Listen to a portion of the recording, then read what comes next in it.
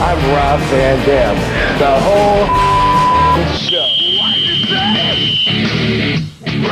Oh yeah, guess what? Hey, it's Trash Night. Trash Night. It is live on Trash Night, and it is RVDTV.com, RVD's YouTube channel. We are live. It's one of a kind with Guess Who. I'm gonna give my guests here a guess of what it is. Who's here, guys? Who is it? They're silent, bro. They're speechless. What is there probably in the comments? Speechless. Will you click the comments? Anyway, my name is Rob Van Dam. I'm the Oh, okay. Hi, Rob. Yeah, RVD. For Robert. Yeah, actually, yes. And, Okay. And I haven't called Bob by like 3 people ever. Bobby. One of them is Christopher Daniels. What? He yeah. does? Yeah, he just made up that nickname for me, and who else? I don't know. Probably 2 other people. Who's the lovely lady beside you, Robert? Oh, this is my very pregnant wife, Yay. Katie Forbes. Oh, hello, Katie. Hey, y'all. Katie, do you prefer Katie or Catherine, or what? How do you go? Katie. That's Just my Katie. my whole name. It's not even short for anything. It's just Katie. Oh, really? Yeah. Wow. Okay. How about that? But my family calls me KK. Really? the KK. name I have. I would have thought Katie Riffic, something like that. Something, right? Yeah, but no. Katie-licious. Katie Licious. That I like that. I like that. Dude, I like being here. happy trash night, dude. The only Katie in wrestling other than Katie who? Katie Vick. Katie Vick. Yeah. Can you think of other Katies in the business? That's a good question, right? There's not very many, but I don't know if she's the only one. But No, Katie, you might be that. Yeah. You might be the only one actually, because there was Caitlyn from when she Yeah. doesn't count. The- Doesn't count. Doesn't count. Yeah, that's a good point. Wow, you are the only Katie. Wow, one of a kind indeed, Katie. yeah. How about that? Yeah, Well, that was- shout out to everybody in the chat here. We got some familiar faces. Triple E's in the house. Jem the Dawn. Maddie's here. Holy smokes, we got a lot of people already What's commenting. up, Van Dam fam? Happy Thursday, everybody.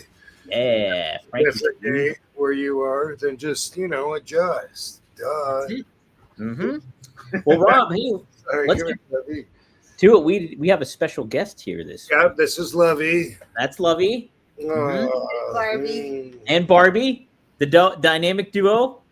Yeah, they're hyper right now. But that's not a special guest you were talking about. No, not what I was saying.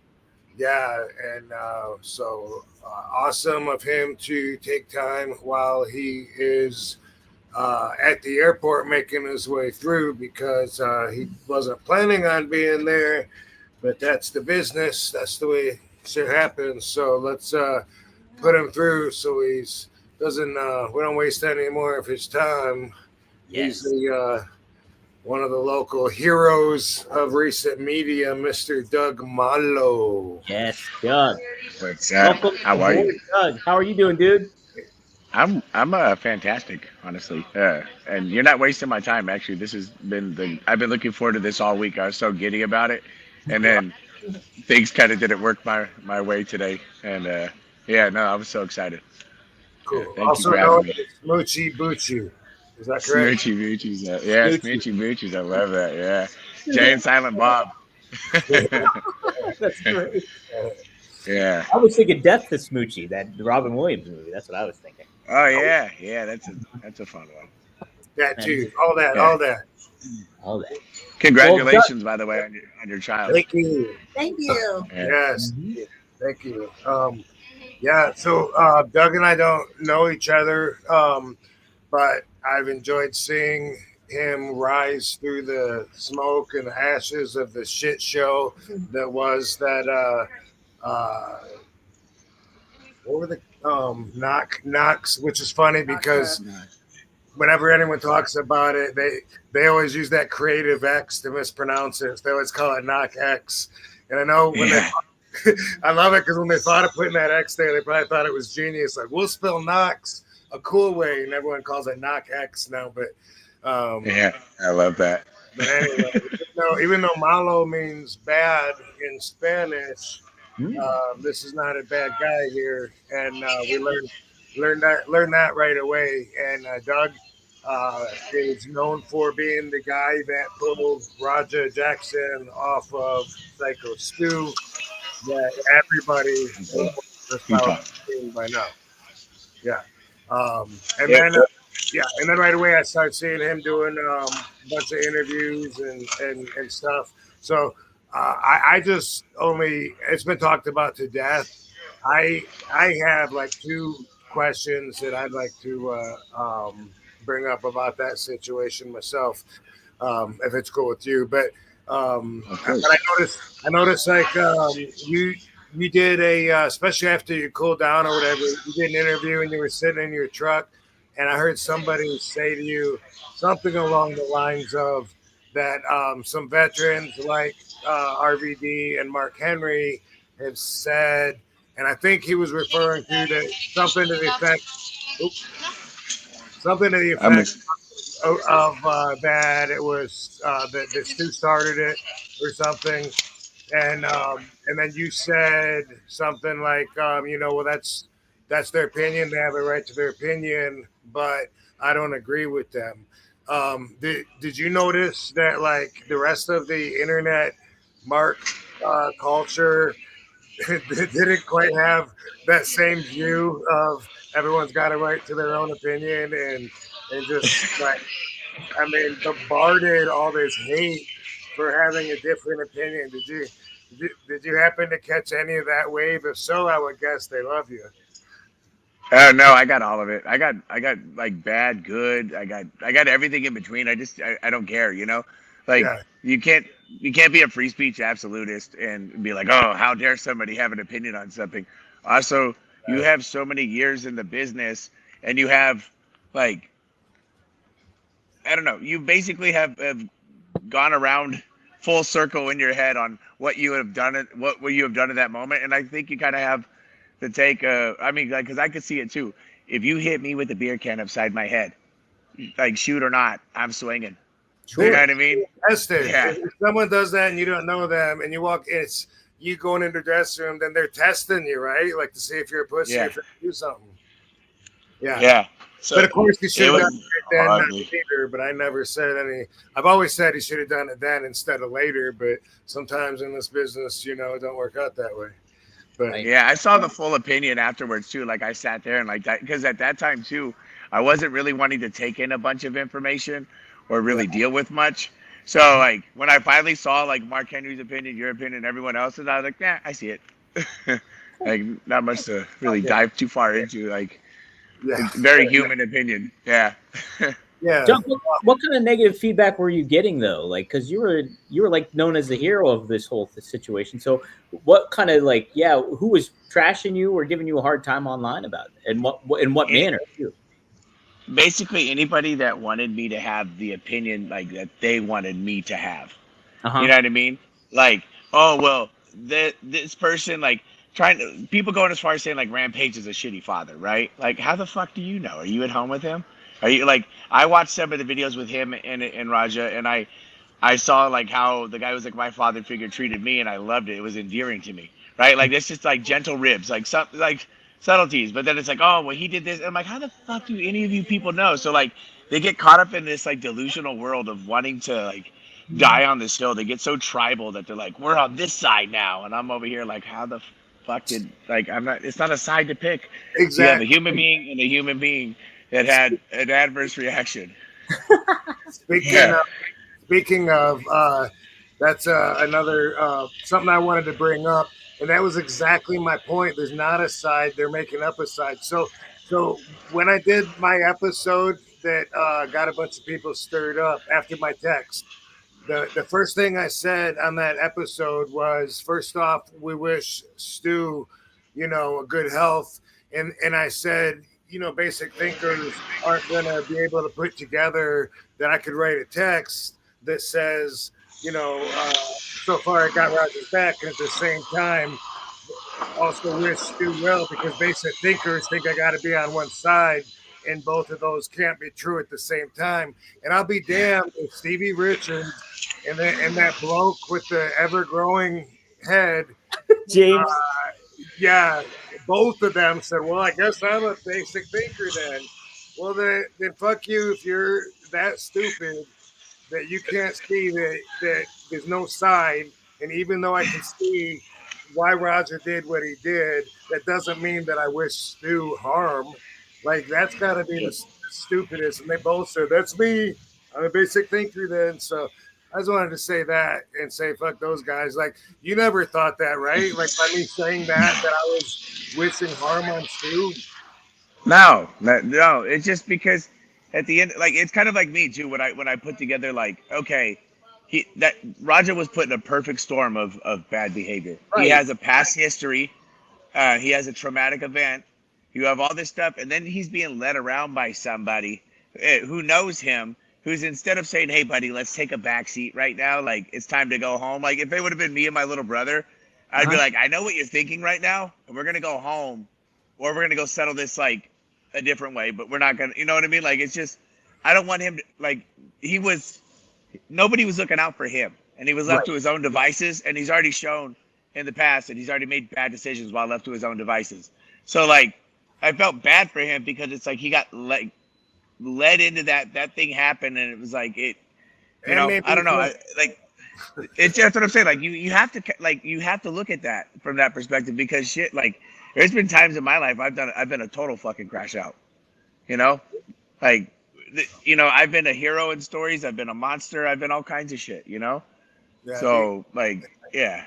Yeah, for sure. Yeah, that's it. I always say if you don't look back and see a lesser you, then you're not growing. Mm-hmm. I'm always hating the guy, you know, me a few years ago because I feel like I've just grown so much since then. People think that getting older is a bad thing, and they think that they're putting you down, saying, hey, old man, but truth is I wouldn't go back in time for anything because it's just my knowledge gets so much better and better. And even though the older you are, the more friends you lose along the way. It's just got to be that way. It's either that way or the other way around, you know? Yeah. I tend to wear my friends. This is from one of my best friends that passed away. Oh, when my friends pass, I typically wear them somewhere on my body. Wow, nice tribute. I can't imagine. I'd be so covered by now. Dude, I bet. Yeah. Especially your field of work. Like I'm ex-military, right? And then like I was only in for a little bit, but like you lose a lot of friends, and then or just going through life. But like the wrestling community, like that's they're wild people. You know what I mean? They're good people, but they're wild.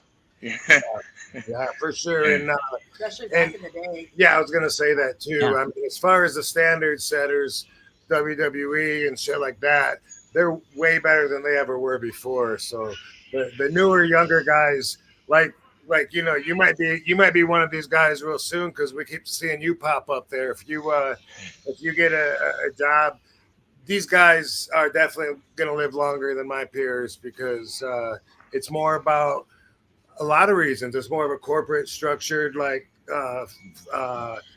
atmosphere that's approved by the standards and critics of everything legal wise and morally, and it's like the guys have to keep in shape because of the style now, as opposed to being able to party their ass off and do a couple elbows and drop a leg or something, and a lot of boys I hear switched from alcohol and pills to weed too. So I don't know. I don't know how much to credit that, but I feel like these guys are going to live a lot longer than my generation. Oh yeah. Well, also too the mass monsters that they had in your generation. Like I started wrestling at like 290. I was a power lifter.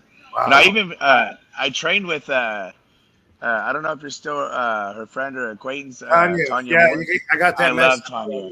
Yeah. Like she taught me so much. Tanya Moore. Tanya Moore. Okay. Yeah, probably one of the best female bodybuilding talents, and because of health, she had to cut it short. But if you look at how dominant and how good she was for the period of time that she was bodybuilding, she had the like one of the most put together physiques, well proportioned, everything. Yeah, Tanya's the shit. And she was dating or married to a good friend of mine, Michael V in LA. So a lot of the boys know Michael V and would stop in to see him when they were in Los Angeles. and that's how I knew her. But yeah, we used to train together at Gold's in Long Beach, or at Gold's in I can't remember what that part of the city was called. Garden, I don't know. Anyway, yeah, known her for a long time, and I got that message, and that's cool. Before we get off subject, one other question on the shitstorm, Yeah. and I don't know if you have an answer or not, but I saw, because a lot of people say this, they say the point of contention is they think those dudes, Stu and Raja, apologized, everything was cool, and then later on Raja took advantage of them. Well, kind of, but I didn't so much see, hey, everything's cool. What I saw was Raja reluctantly agreeing when the promoter said, hey, we're going to work it out so that you get him back in the ring. And so in my mind, it was a conditional apology. It wasn't just like, no problem, don't worry about it. It was like, I get him back, right? What's your opinion on that? Was it more of a conditional apology, or was it like a boom, hey, forget about it, you can trust me? Or either. See, that's a gray area for me. So like, I'll give you the facts, and then like I'll give you like my thoughts too, because I have to look back at a lot, right? So Sure. like, I was told that there was supposed to be a receipt and to look out for the whole situation. That's how I even ended up out there, right? Right. And then like by the time it all started coming out, I was blown away. Like, who the fuck would do this to like? I couldn't like. You can't like some of the punches were on the side of the head, sloppy. You didn't realize how insensitive this guy was, right? So like, even the people in the stands, like I thought it was a work until I saw you get in there, right? So like, yes, you could say it was conditional, but then like his confessions that he said all the way leading up to that is where like, to me, it's like, all right, bro, that was fucking horseshit, because you've always wanted to hurt a professional wrestler. I'm gonna punch him as many times as I can until someone pulls me off, and I'm gonna hit him for real. My biggest issue was that like the people that were guiding him through that, like, did not have a check. Like if I'm gonna like dish out something like that, or like set something up like that, you would think you would have safeguards in place. Sure. Yeah. Besides, yeah, like you would talk to him, you would coach him through it, you would say this, and this, like, but like just to let him roam free like that, there's so much responsibility there for that. Like the guy who brought him there, who's supposed to be quote unquote Stu's best friend, saying fuck that guy, he's a fucking idiot, give him a real one, tag his shit. Like I hold him the most accountable, because you brought somebody there and you're responsible for your quote unquote friend, and then the guy that you brought, that you're also his coach, and like you live stream with him all the time, and then you just do nothing but lie afterwards. Like there's so much that goes into that. Like none of that shit should have happened. Like no, like, and that, so yes, the apology had to have been conditional just based on that information, right? Right. Like Right. because if you have an agreed upon receipt and a receipt's coming, Yeah. right? Like then they agreed upon it. That's a conditional apology. But like the whole thing of hitting him as many times as I can while he's unconscious is like bonkers to me. And then from what I learned way after the incident was that it was supposed to be one punch and roll out of the ring, and they were supposed to take advantage of the punch. According to who? And according to the young boy that tried to pull him off in the beginning with the face paint. The Looked young like Kung Fu referee? Panda. No, not the referees. No, I don't. I can't. Oh. Like, I don't want to say bad things about people, so I just don't bring up the referee. Sure. I got nothing good to say. I'm just thinking, Raja, obviously, he's a little nuts. I'm thinking that him saying, I'm just going to keep punching him as many as I can, I'm thinking that's not contradictive to him getting permission to get the receipt. I'm thinking in his mind the whole time that the receipt is something that that is going to be very subjective to his perception of what that should be. That's the way I saw it. Yeah, I could see that too. You know what I mean? Like I don't know. Like it's just like, again, like putting myself in it. If somebody would have, I don't think I would have gone that crazy, but like there would have been, of course. Something. No, yeah, you know what I mean? No question. Yeah, but like none of us would have done that. Right. No, right. Yeah. So like it's just, I know you're not excusing the thing, but like, yeah, it's because I think what you're trying to say is there other accountabilities besides Raja? I Well, would I would absolutely say so. yeah, and I mean, uh, Because what, just putting it on him is horseshit. And It's yeah, I cowardly. would agree with that too. It's because it's like you said earlier, it's a perfect storm. Like right, there was no cap of okay, this is what's going to happen. He wasn't coached on what's going to go down. Not only that, but he's a bit of a hothead, and he let that get the better of himself. And he had maybe some intent to further damage stuff. And like later on, yeah, I want to get this guy back. Admitted it. Yeah, and so He said that before he went in there in the live stream. He literally like went through like every bit of like confessing that he's always wanted to hurt a wrestler. He's gonna do this and he's gonna do that. So like that happened. But like also the biggest thing is, you know, they should have never have let the guy into the fucking ring and like not let a non wrestler who's never done anything in wrestling or know the psychology. He's a fighter. right. You know what I mean? Like yeah, they're different animals. Like fighters are fighters. Mhm. You know. And yeah, like I was trained in kickboxing growing up and when I was in the military and stuff like that. But like there's like when you're venturing as like an amateur and you're like I'm decent at this, and then you see the guy at like the top who's like the racehorse at the gate. You know what I mean? But they're Yeah, always yeah, like that. You know what I yeah. mean? You're like, oh, that's why they're good. You know, Right. like that yeah. It's yeah, no, it's a crazy thing to me to like digest still. Like, yeah, yeah, yeah. I think there's a lot of validity to what you said or asked. Okay, yeah. I mean, when I started, nobody was even allowed in the dressing ring if they didn't have if they weren't working on the card. Sabu or someone older than him would chase anybody out. So for me, that's just how the business has changed to where you know, everyone walks through the dressing room or whatever. It's open to March. There's no kayfabe anymore. So of course, I feel like that's a big problem. But those guys know better Yeah, than that yeah.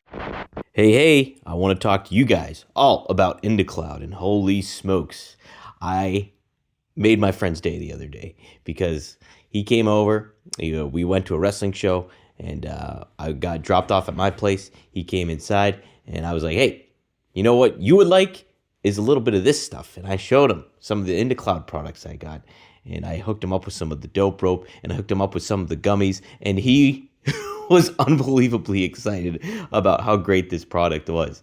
He saw how many milligrams the dope rope was pumped for the gummies and all the different kind of flavors and variety of it all. And man, I was so happy I made his day because guess what? He found a pair of my Ray-Bans, and I couldn't thank him enough for that. So I was like, you know what? You found my sunglasses. Let me hook you up.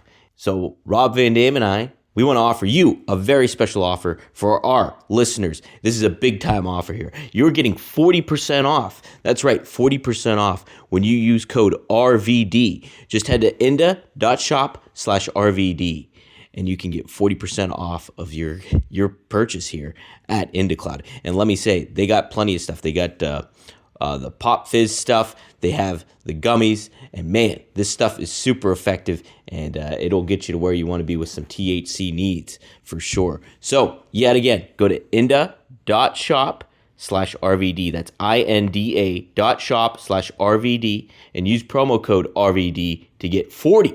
That's 40% off your order. Do it now and feel one of a kind. that wasn't supposed to happen either. He did like he was just escorted back there, like he belonged. People don't care that much anymore. In general, I think the standards on most outlaw shows, he could walk back there too, But Right. anyway, but then I see them doing all these interviews everywhere, and then man, it seems like you did like the best thing by using that spotlight and actually finding a cause. And I want to talk about that other thing that you do where you and your buddies are catching predators. Oh Like yeah, what a babyface thing to do. Like pretty much everyone agrees unless unless they want to bang kids, they pretty much agree that that's a horrible, horrible thing. And pretty much that gets a lot of rage built up in people too. Like they want to beat the shit out of someone just from thinking about that line being crossed, probably with someone that they know. But you know, first your friend the bald dude. I've seen him for a while. I saw him doing the weight stretch thing at the Olympias, and I saw him doing the Russian bully, like saying you got to put your cart away or whatever, and, you know. Yeah. And then now I He's see come a that- long way. Yeah, and I could see he's trying to find his niche. And then I saw this episode where you got a guy with like I think he had one leg, right? And Oh yeah, the pirate. yeah, and you're mostly just looking badass in a suit, standing there with your arms crossed, not even saying like much to him at all, while the other guy's talking to him and shit. And man, that I noticed you guys do a whole bunch of those, so I want to ask you about that. How did you start doing that? And also, like, what, like, how do you even find them? So Eric has been setting them up for a while, and then That's we the were doing bald that dude, even right? before the. Yeah, Is yeah, that that's Eric Kaneski. Okay. Yeah, so he and Tanner, the tall redheaded guy. Tanner actually trains too. He was a kickboxer. Now he's doing Russian style boxing. But they looks just met like my Josh buddy Ian. Barnett? He looks just like Josh Barnett, by the way. Yeah, he does. Yeah. And then he met my buddy Ian Morgan, who's also a professional boxer. Uh, so Ian wrestled with me, and we had always done stuff together. So Ian's one of my good friends. We even own a shoe company together. What I was telling you earlier is odyssey.com. It's our new Yeah. landing page. We have a very nice, innovative shoe coming out. Actually, Rob, we even talked about it last night. If you ever want to sample a pair, they're going to be for workers. Oh, nice. Okay. So yeah, but so anyways, yeah, I met Eric through Ian, and then so one of the Preds had brought a gun, and I have military experience, like military police experience. So I don't have a fear of getting hurt really when it comes to doing the right thing. So they're like, hey, do you mind? I was like, yeah, I don't mind. So then we show up and like just out there and assess. We haven't had anything really crazy. But that's how we got into all of that. And then also I've been kind of chasing these people around most of my life. I've sniffed them out here and there and found Really? ways to get rid of them. Yeah, because when I have a lot of women in my family and I have a lot of friends that are women, and you hear all these horror stories and you ask how it happens, and like what was the incident or how did it come to be, and then you start to realize that these people are everywhere. Yeah. These monsters are everywhere, Seems like it, yeah. and they're always yeah. What the they fuck? they wait they prey on naivety, like naive girls. So the young teenage girls are the most susceptible. They want to be grown, they want to be adults. They think that they can make good decisions for themselves, but that's not the case. Wow. Right. And then, but I mean, this was already of yours, and then your buddies, Ian and Eric, they were already doing this, and then contacted you. Yeah, So they were already Oh, did we lose him? Oh, he froze. He froze on up, going through the customs.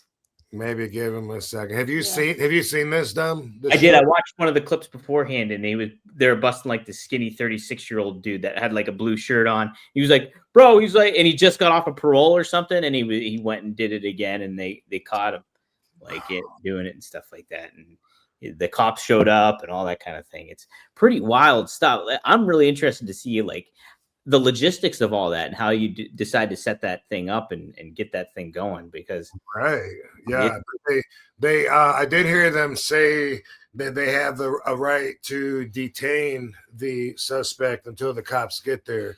Like a citizen's arrest. I don't know. I was going to ask him about that. yeah. I don't know. I'm just curious how it all lays out, because like you put yourself out there and you set a person up to get caught like that or get put in a situation where they willingly go and do that kind of thing. And I'm just curious how that all lays out, where the cops then you can get the cops involved, and it is a really interesting kind of subject to kind of look at and everything. Yeah, I don't know if they give the cops a heads up, like, hey, we're planning on meeting this guy tonight, probably right. Sometimes, because like with the Chris Hansen thing, they would be like, when the Predator goes out the door, it'd be like, boom, they get tackled. Yeah, and they get him, yeah. Uh-huh. I don't know. I can't imagine. We watched the show. What's the show that we watched? You know what it's called? We should put it over because we like it, but it's in between seasons. I'm gonna look it up. Undercover, underage, or something. Yeah, and which also, by the way, they got a girl on these videos that he does. An actor is playing a 15-year-old, but she looks 30 to me. Undercover, underage. Undercover, underage is one we watch where they play underage women, and they go in the chat rooms, usually get them from the chat rooms, and right set them up. It seems very common.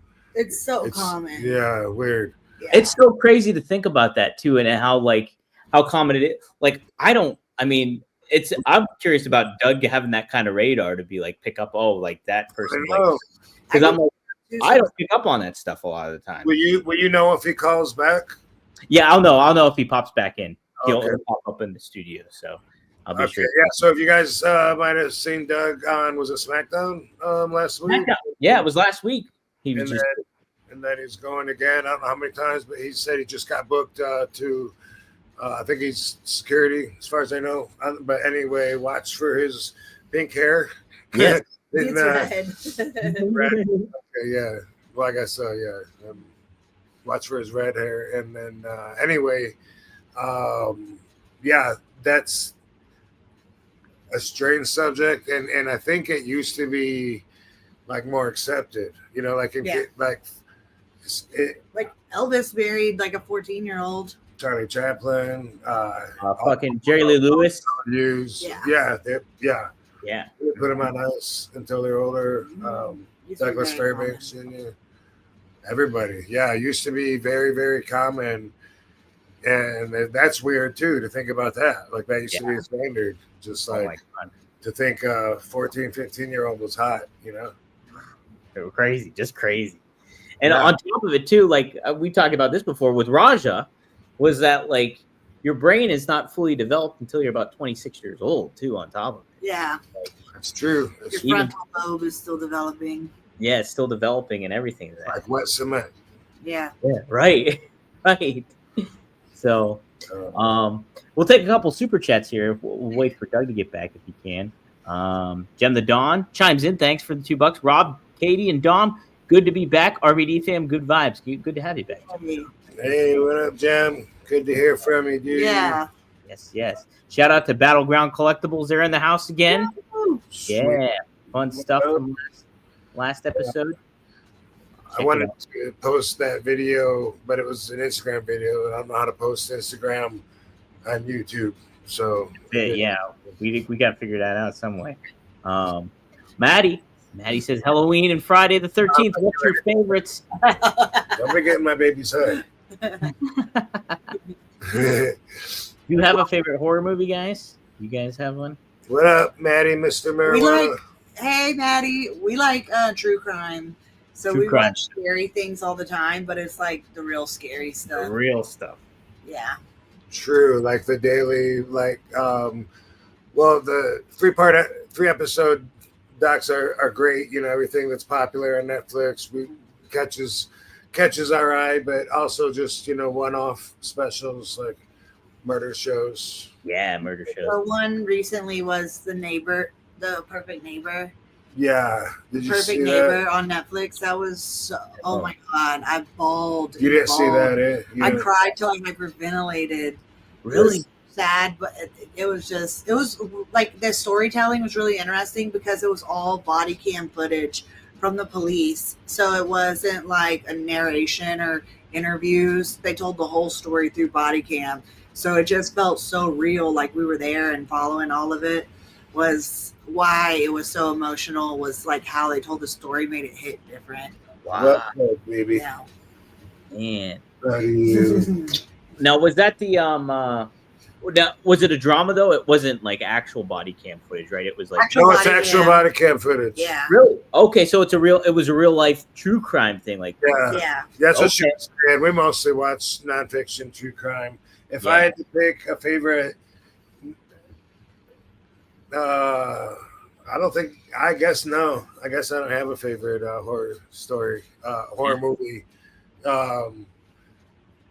What's Do you like the old Universal monsters like Frankenstein or Dracula or anything like that? Yeah, I liked all of them when I was a kid. Yeah. Mm-hmm. Do you know that Frankenstein's monster had no name? Yeah, he's just a monster. We basically. always call him Frankenstein. You know. Yeah. That's not. He's like, that's not my fucking name. Oh man, that's the doctor. That's what that means, though. It's not my fucking name. Quit calling me that, bitch. I like the Munsters though. Did you like the Munsters? I love the monsters. Munsters, fucking great. Mm-hmm. And Adam's Family too. But I yeah, like no. Casper, the friendly ghost. Oh, Casper was good. Yes. I like that one, and I liked Hocus Pocus. Hocus. I just talked about Hocus Pocus today with somebody else. Cool. What are the screen parodies that? Oh, scary movie. Yeah, those are Oh funny. yeah. Take my strong hand. They're pretty good. I keep forgetting it's Halloween. Yeah. Oh, yeah. I know. Tomorrow. Doug's back. Yeah, that's why I was asking about scary movies. I'm Yeah. back. Didn't even. Welcome back. back. Hey, Yeah, got him back. Hey. we kept the fire warm for you. Yes, we did. I had to get probed real quick. Sweet. Yeah. Happens to the best of us. Yeah. Well, I don't mind it as long as they kiss me after. That's right. Just Yeah. make it sensual at least. You know, right? Yeah, exactly. Make it really creepy, you know? Right. Well, so speaking of creepy, so the logistics of that working out? Rob, Katie, and I were talking about it when you were gone. Was like, we just find it fascinating how it's like, how do you get that set up with the cops and then you guys involved? How does that whole process kind of work? With the cops? Yeah, with the cops, and then you guys creating the situation where you can get those people to do that kind of thing, and then you catch them in the act. Oh, is he gone? Oh, We lost it. Dang. oh, oh, no. Basically, like, how do you set them up? Right? Yeah. Yeah. Which maybe it explains that if you watch enough of it, but I don't know. They seem to be in the chat rooms. That's what I expect them to say, but Yeah. creepy. Yeah. So, I still got a lot to learn on the mafia with the gambling indictments. Oh yeah, the gambling stuff. Yeah, we can talk about that next episode because like I want to look into it more too. Did you get to see like the card aspect of it all, the poker table stuff? They got so I know they got a special shuffling gimmick they were cheating with, and also a poker table that Well, has my headphones are being lovely. Oh, that's okay. no worries. Let me switch over to my other ones.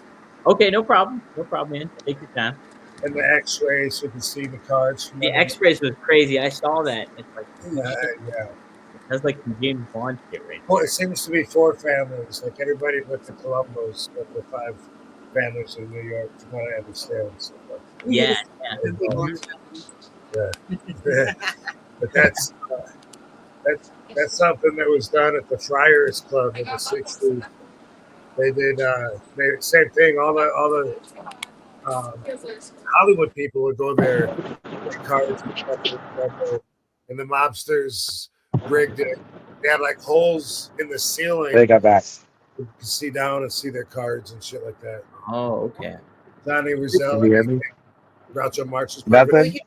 Yeah, we can hear you, dude. Yeah, can you hear us? Okay. Yeah, can you hear us? Oh. Maybe when he gets off the train, the service will be better. Motherfucker. Maybe once you get off the train. I heard motherfucker.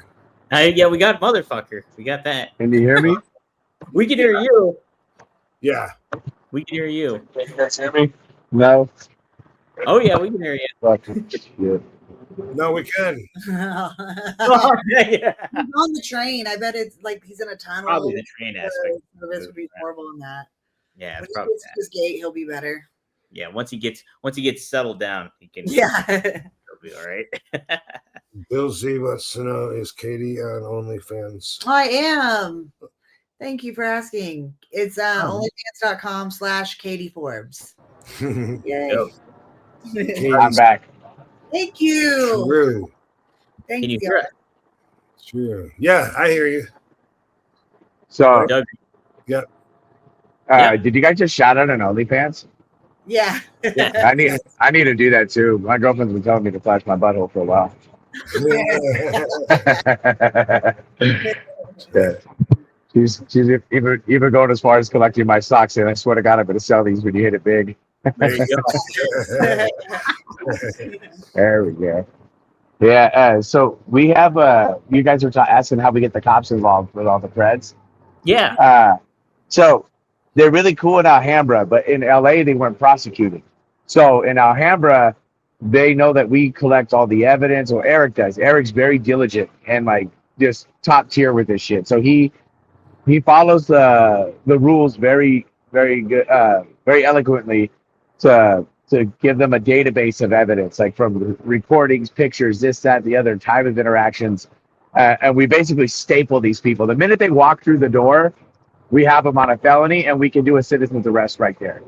Oh, that's how you detain them? Till the Yeah. cops- Yeah, because once they show up, that, and even soliciting what they're doing with the minor, that counts too. So then once they show up, we have them basically on two different things, and the cops said that we have every legal right to do a citizen's arrest. Wow. Okay. Yeah. And then when you're in an Airbnb, that's technically your home, your domicile, so you could protect it like it's your house, so you could search it. Fourth Amendment. Yeah. Yeah. Does it all start like in the chat rooms? Or no? Yes. Yeah. So basically, he uses a couple of them, like Badoo, Tinder, and then the way it works is if like they're on Tinder, we have a very young-looking decoy on there, and these guys will go on there and start getting curious about the age. So then when the decoy's like, I'm 14, and they go, oh, why do you go on this app for? 18's the lowest, and they go, oh, that's the lowest I can go, silly. Like I've heard the conversations, and they're like, oh. Like we had one guy, he's like, oh, well, do you have any sisters or anybody else your age? And they like go after that age specifically. And that's when we nail them. Like that's when we start going into dialogue with these people. In my opinion, the decoy looks like she's at least in her 20s. Oh, guaranteed. Oh, yeah. She gets it all the time, bro. Okay. Like, one of the guys showed up to the house with like a total tweaker, and he's like, I knew in my primal being, in my man self, that she was at least 30. I was like, yeah, but you're excited about the age, because you're a weirdo. So what a deal. So Doug, like when you put the profile on Tinder, she poses the age is 18, but it's almost like phishing in a way, like where like you'll get people in the chat that'll be like they'll try to be like, oh, are you younger than that, or like try to like dive in and get to it, where it's not. Yeah, so the decoy will announce that they're 14 or 15 multiple times, and then when they advance, and they don't advance the nasty conversations. These people go and start that shit, and then they reaffirm that they're only that age, and they say things that are along the lines of like, oh, I've never done that before, I'm young, this and that, like what's that, like, oh, are you curious? These people go after that.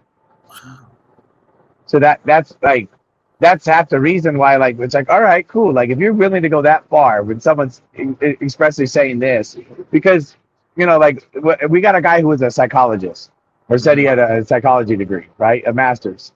Right. And he was trying to say, I was just trying to figure out the mode or the reason why she would be doing this. And I was like, so you brought a bag of dildos? Like, yeah, dude, it's like you're a sick person. You that was what you're doing. I said, well, if you're trying to find a mode or the reason or help this person, why don't you get a hold of the school districts or any of the other things, or try to get this person's name out there, get a hold of the parents? I'm not trying to help anybody. You're a weirdo. you know. And then you know I even told the guy, I said, when kids are 16 or women are 15, 16, and they don't have parents or good people around them, they want to go out in the world and experience what they think is adult behavior.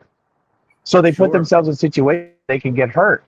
You know, not just taken advantage and exploited that way, but like murdered, kidnapped, worse, you know, trafficked. Like, so these behaviors like these people are going after, like that's what we want to do. We want to make it scary for these individuals to even like want to attempt approaching, because you're never going to stop anything outright. You can't stop that deviant behavior, but you can make an environment of fear for them. Yeah, good. You know, congrats on that. If if you had this an affinity towards this before, are those skills helpful like now, and how so if it's just online? Or is it both meeting them and then from there still more weirdness? Like in terms of finding them? Well, yeah. Yeah, so like in terms of finding them, like when I find them out in just day-to-day life, it's always just, you know, because I have so many little girls in my family, right? So when I'm out, if I'm out with them and we're in public, or when I've been out with them in public, you look around for the people with the wandering eyes. Yeah. You know what I mean? And then you start to see people, oh, well, this guy is kind of zeroing in on their position or our position, and they're starting to linger. You know what I mean? So you look for behaviors and things, and like, you know, people want to give them gifts or this or that. Like why do you feel like you need to be involved in a teenager's life? Right. You know, get your crusty ass out of here. Like this girl's fucking 13, 14. You don't need to be her friend. She's got family. Go fuck off. You know? So like those are the things that like when I'm looking for the day-to-day lives. And then with the chat rooms, when Eric proposed the idea to me, I was already 100% sold. Mm-hmm. I said, I'll be there, you know, because I have women in my family that told me horror stories and like what man they never want me to be, you know, and what men to look out for to protect other people. Right. Yeah. You know, so like that's just the nature of it. So like that's how this all came to be. And then Eric and Tanner started doing it like I said, they're little shit stirs, but they're actually, since the Roger thing, they've made sure I mean, they've just been great people. They've helped me with my online stuff. They've helped me with pretty much everything, and they want to do more good. You know what I mean? So they're looking for more good things to do. You know, because I think when you stepped in enough shit and they've done enough negative things, you're like, okay, this doesn't make me feel good in my soul. So that's what they're searching for now. So this is like the hill they're willing to die on. Yeah, you know? I saw the conversation between Mike O'Hearn and Eric at the Olympia. Yeah, when he was like, you know, now I understand you're doing something good with your life. If what I heard is true, the good for you. Yeah, kind of like what you just said. But yeah, that was funny. I'm such a mark for Michael Hearn. It's not even funny, bro. Like I'm a fangirl for Michael Hearn. He's awesome. Dude, never ages. He's like he's the Ken doll, right? The living Ken doll. Yeah. Yeah, that's what I want to be. You know, like I want to be that. You know, I see what this guy's doing. I see like this whole setup, and I'm like, fuck. I always wish I could fucking keep in shape like that throughout my whole life. I mean, shit, you've done a great job at it. No, dude, he's another species. Don't compare me to that guy. Man. Well, he wasn't fucking frog splashing fucking coast to coast. You know what I'm saying? Like, but before we get off of the subject, I'm afraid you're not going to plug it. It's got a weird name, and I want to ask how it got the name too of that YouTube channel /show where you go after predators, because it's hard to remember, but it's like scaling up. Scaling up, yeah, scaling up catches. Okay, what does that mean? Because Eric's claim to fame was getting people of height and weight. It was a joke for Mitch Piana. Oh, right. Yeah. So like, freaking bodybuilders are notorious, and wrestlers too. You know, like we have our working weight and all the other stuff. Like, so he started with the bodybuilders, and he thought it would be the greatest thing in the world, like to do this like a gentle rip. But he started super young. He's way younger than I am. Oh, okay. You know. Yeah, he's a young guy. You know, he looks like he's might be in his 30s, but he's young. You know, very entrepreneurial guy. But yeah, he started with height and weight things. So now with the Predators, it's always getting the. And he's so ballsy. Like we'll get these Preds, and he always gets their height and weight. Like these people are. Not like a fetish. I think so. It could be. You know what I mean? Like that's probably at home, like looking at the videos, like, yeah, man, this is it.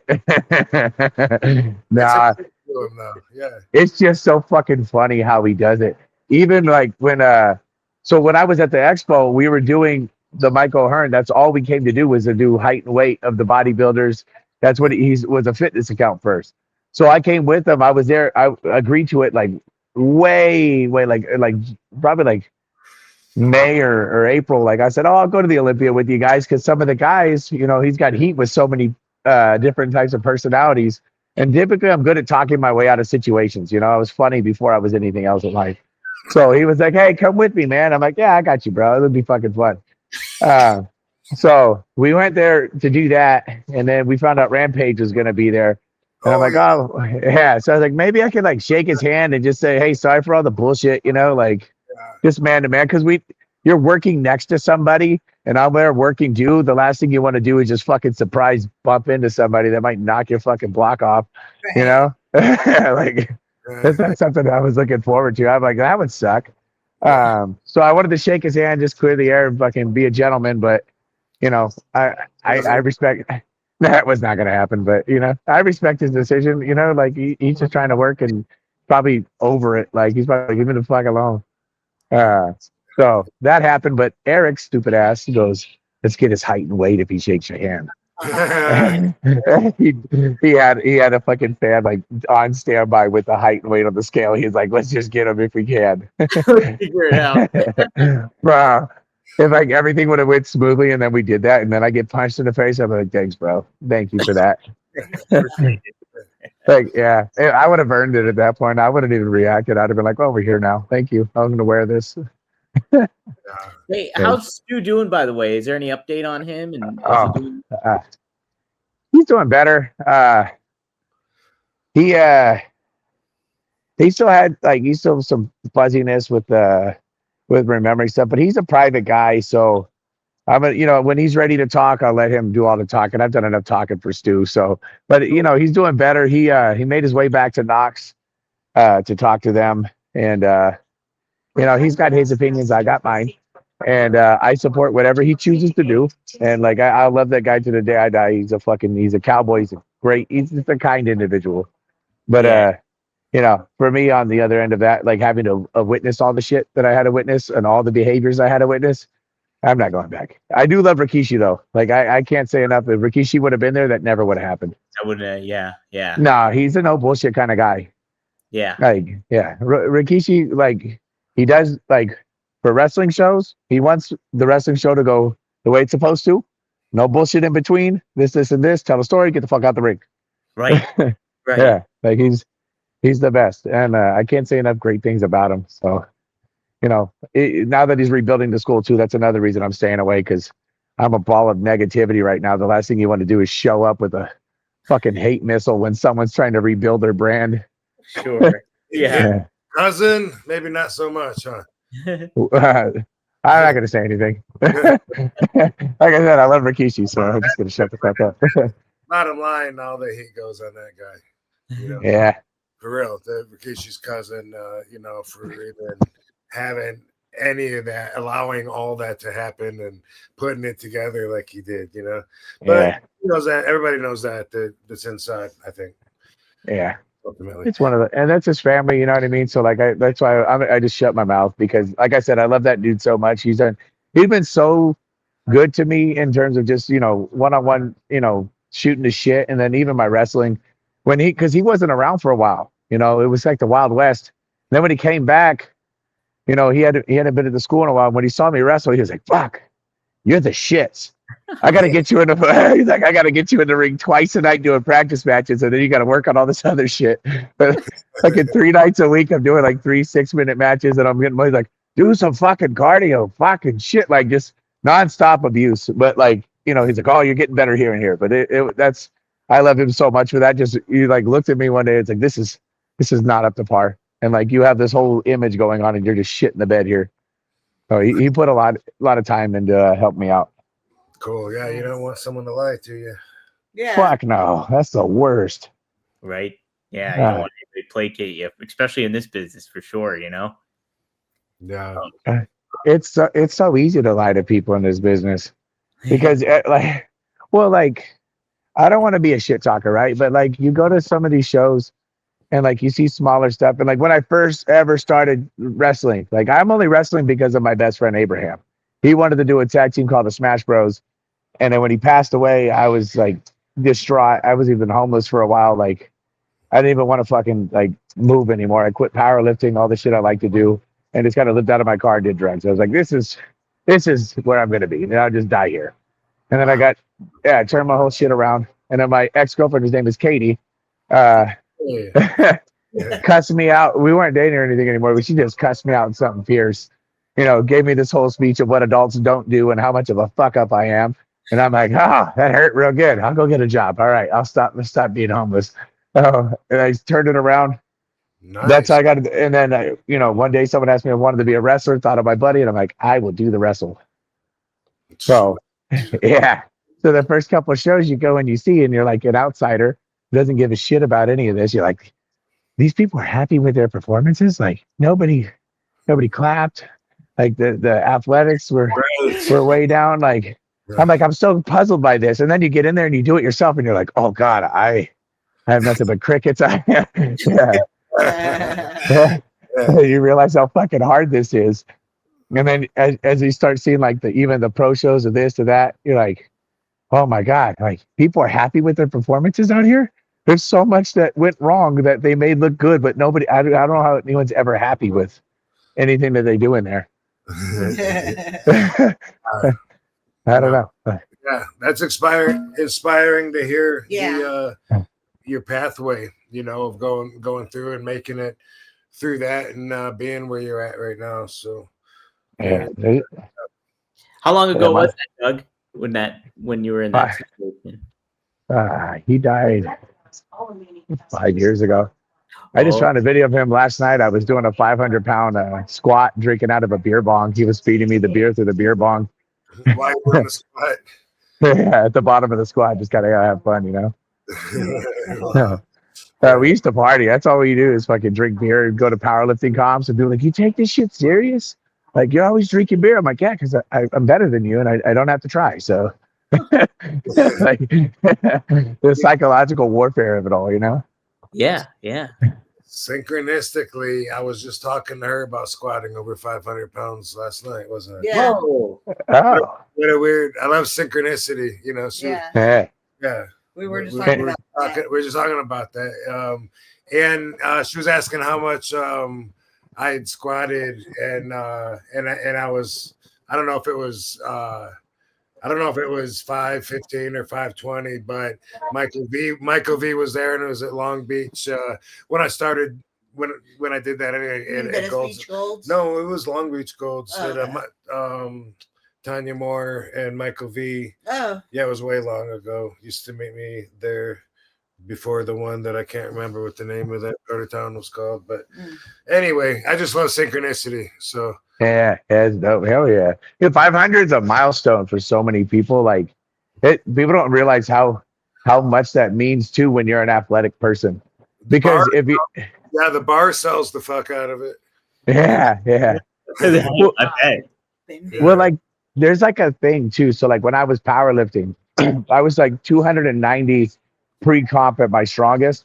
And people are like, oh, you're so fucking strong. I'm like, yeah, but I can't fucking move. I'd have a heart attack if I fuck too hard.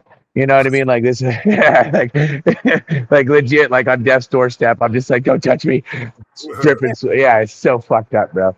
But like my body was so rigid to take down big, heavy weight, super easy to do. Now, like Rob is an athlete and you do that and you're pliable, you're a flexible dude.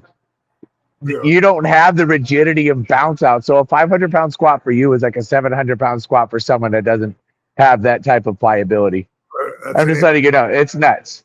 I used to go to. I used to put 4 plates on each side, and I would do that 12 reps like every leg day. Oh shit. Yeah. Yeah. I'm lucky to get to like 2 plates nowadays. After all the wrestling and shit, I just do nothing but lightweight, trying to retool my body and get flexible.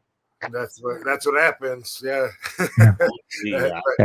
But at least you know, work around shit. You know. Yeah. Yeah. But yeah, I still got big legs. I got them genetically. My mom was like, a freak athlete, just jacked to the tits. And she was like 57. She pulled, I think, 407 pounds. That's awesome. Yeah. Gee. Someone asked her, she was going to do like the younger competition. Are you doing Masters or are you doing the Open? She's like, what's fucking Masters? And I told her, like, oh, it's like for the older people, Mom. She started crying and she's like, I'm going to punch that bitch in her mouth. And I was like, oh, let's go sit down. she's very competitive. Oh my god, that's funny. Yeah. Doug, Yeah, did you you gotta grow get up it a from wrestling somewhere. fan too? Were you a fan growing up, or did you just That kind was of a- get into it later on? Because of Rob, I used to jump in my living room off of like high chairs and stuff on the cardboard boxes doing the frog splash.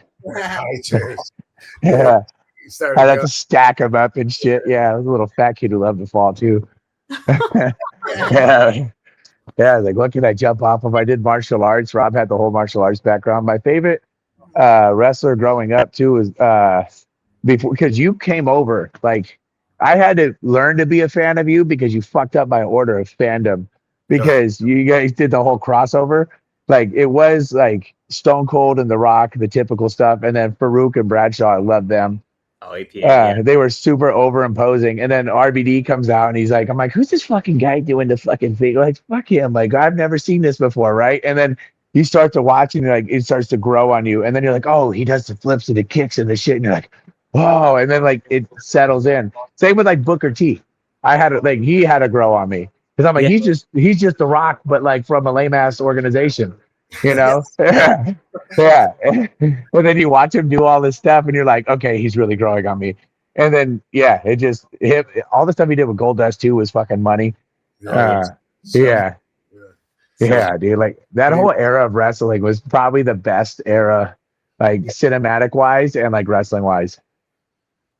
It was a perfect storm for sure with that. Like so many big stars. And like, Rob, when you got in the mix of it all and the invasion and everything, it just elevated everything. I know WCW was dead, so there was less competition and ECW wasn't around. But at that moment, it was like, oh man, the possibilities are endless now, it seems, with all you guys involved. Mm-hmm. Well, like as a kid, if you started out watching WWF or, WWE, and then you crossed over and you started watching WCW, just the change in production value or like how they did things, it made me hate it. Like I didn't like Hulk Hogan until I saw him on the WWF. And even when I first saw him come out, I knew nothing about the guy. I wasn't really like, I was young, So I'm like, what's his finisher? And I was like, oh, it's a leg drop. I'm like, it's lame as fuck. Like, this is like, where's the big slams and where's the cool shit, And then you start to watch him and you're like, oh, fuck. I think I really love this dude. And then I watched him come out for the red and yellow against Triple H at Backlash. And that pop and the fucking energy that came through there. And I was like, I'm the biggest fan in the world. Right? Sold me right there, dude. Yeah. That was the craziest shit, dude. That was probably the best pop. That's the great thing. It speaks to it too, because like you have like everybody can do these athletic moves and everything like that. And today it's so modern and common, but like Hogan can just do some simple shit and boom, he's over. He's just over because of the charisma and the look and the presence. And so you learn a thing or two about the entrance. Like I have a tag team that I work with. My buddy's like a 7. And my singles entrance, he's like, you get these massive pops on. I'm a shit wrestler, but I got fans because of my entrance. And when we stuck together, I really want to feel this, and I want it. Can you hear him, Dom? Or are you losing? No, we're losing him. We lost him. Something cool about Rob's high flying moves that I liked as a fan is that he's thick and does the high flying moves. Say it again, Katie. Like how Rob is thick and does the high flying moves. Yeah. Like it doesn't seem like he'd be able to jump as high as he does without like being so bottom heavy. But the Incredible Hulk had huge legs, and he could jump for like miles at a time. True. That is true. He could do that. But like Rob too, I noticed too, even when I watch today's wrestling and they do a lot of like, whether they mimic you or mirror you or do their own kind of thing. Like when I'm watching you and Sabu like go at it and like having your different matches, everything looks so deliberate and effective. Where it's almost like there's more of you were graceful in the ring, but there's like more of this like gracefulness to it where it's almost like, I hate to say it, but like acrobatic in certain ways in today's realm in comparison to what you guys were like athletes, but you were doing this crazy athletic stuff at the same time. Like it just felt a little bit more raw and authentic, I think, at that point in time. I just noticed that movements are for a reason. Like he doesn't waste any. Right. Mm-hmm. Yeah. He doesn't waste any movements. Everything's for a purpose. But I mean, I had to learn to get there, like when I started out, I was greener, and a lot of the wrestlers haven't been working as long as me. So hopefully they'll learn too. Yeah. And that's the thing too, is like, they don't get the benefit of the doubt of, so many of them work on television. Right. Yeah. Mm-hmm. So that's they get judged early in their career when they start on TV early in their career. Right. So they don't get working like every day of the year. But overall, though, it's a different mindset, and that's what gives you the end product. Like when me and Sabu were going at it, it wasn't, hey, Doug's back. When me and Sabu were going at it, we had a mindset that was like it was competitive, and we knew how much we were working with each other, and it wasn't to the degree of, to the degree of don't worry about exposing the business, hold my hand, pull me up, don't move, help me balance. You know what I mean? Yeah. Right. Well, and the end game always seemed in sight too. Like you're always going for the pin, or you're always going for like that's the main intent of the end game, Yeah. And now it's like, oh, let's worry about jumping and everybody catching this person. Like there's moments that break it up, and it's like you didn't get that with those kind of back in the ECW days and stuff like that. I don't think as much for sure. Doug, can you hear us? You guys talking about the wrestling styles? Yeah, I can hear you. Yeah, can you hear me? A little bit. Yeah, you're a little laggy, but I think you're getting better. Maybe. Yeah. Maybe. Let me. I need to connect to the fucking Wi-Fi. Yeah, that's a tough thing about the Let me see if I can get the Wi-Fi. Okay, see if you get. We got a super chat here. We'll take Seth. Seth, thanks for the $20, brother. He's got a good one here for you guys. Oh, Seth. He asked if you guys ever received a rainbow bookshelf from Amazon. Yes, and we were wondering who said that. Oh, thank you. It didn't, like the other Amazon things had a note saying who it was from, and that never did. And then so I was like thanking people that it wasn't even from. So now we solved that mystery. Thank you. Seth, how about that? We got so many gifts. Like I believe room full. I've got a gift in mind for you guys too. I got. We have little books to put in their bookshelf. Oh, do you? Yeah, we got one. Well, one's a rock book. It's called like Dwayne Johnson, and it's about The Rock.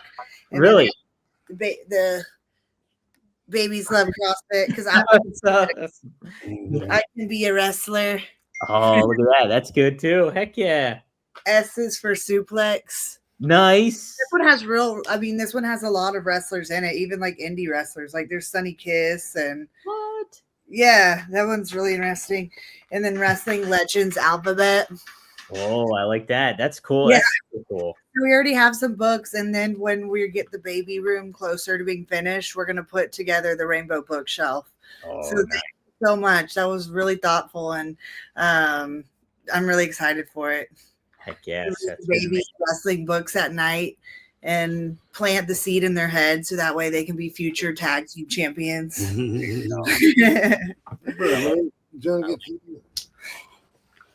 Doug, you back?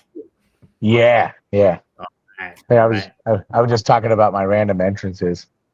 Yeah, but that's about the best thing I do. When you're talking about styles of matches, fucking I always get taught to like watch the old stuff. That's where you're gonna find the nuggets. And then you go wrestle like a modern indie match, and it's like, I'm gonna go over here. We're gonna do 20 things. I'm gonna spit a fireball in your face, put a finger up your ass, and then I'm gonna hit you for my finish. And I'm like, well, what about my shine? Nah, you don't need that. It's all me, bud. I got you.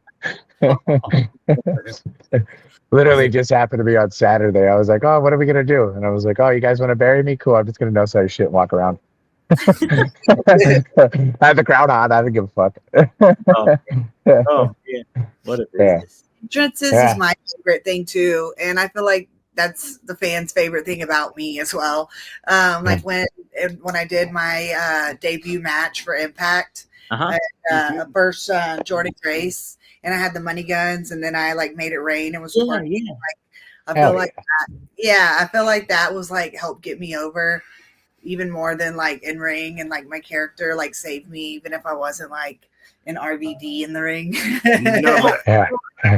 So opposite in an old school way, because I used to hate my pyro in WWE and ask them not to do it because it would burn my eyes and shit. I'd want to smoke it. It would hurt so bad when I would get my eyes.